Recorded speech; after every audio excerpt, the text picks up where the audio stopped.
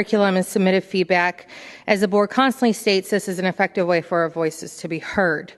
However, when the feedback did not fit the current agenda, we were gaslit and told that input received wasn't enough to reflect the whole county.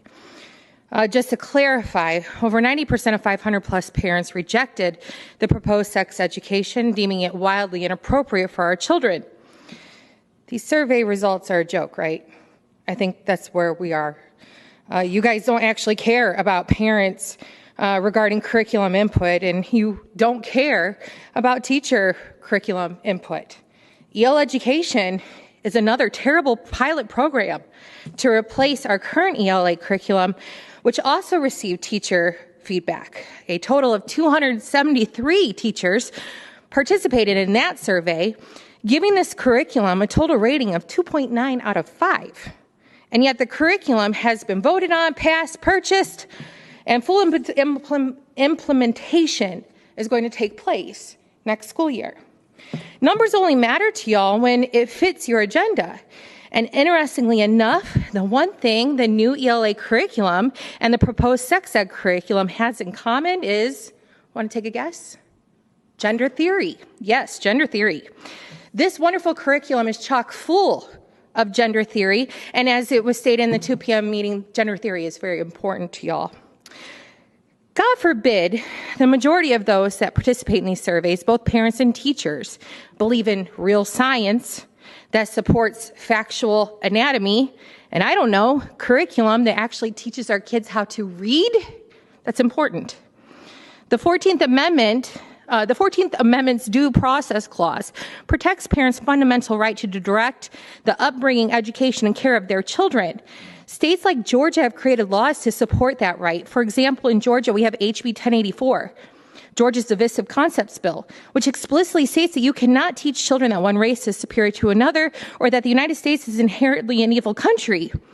But yet, this board spent $44 million on EL education, a curriculum that the company on record has stated teaches critical race theory. Do y'all research any of this? Google is free, y'all. Research it.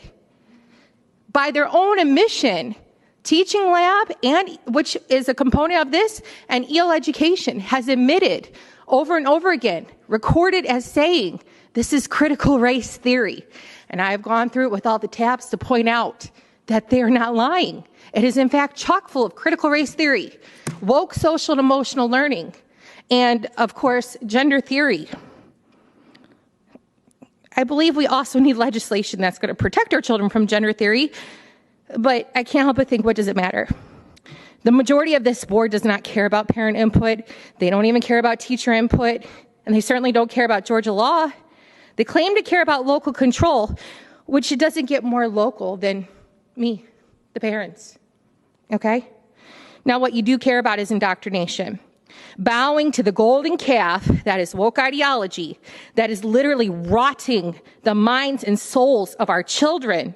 If you care, purchase sex ed curriculum that doesn't lie to them. Don't lie to our kids. The curriculum you're proposing lies to our children. One day, whether you believe this or not, you will give an account for your time on this board. And if you are a believer, you know what I'm saying. You will give an account for the policies you endorse, the content you put in front of children's eyes, the lies of the theories and ideologies you all endorse that are fed to our most impressionable. You will give an account. This is not good. This is breaking Georgia law. Y'all spent $44 million. You broke the law. Please, hear us. Thank you. Next we have Catherine Geary.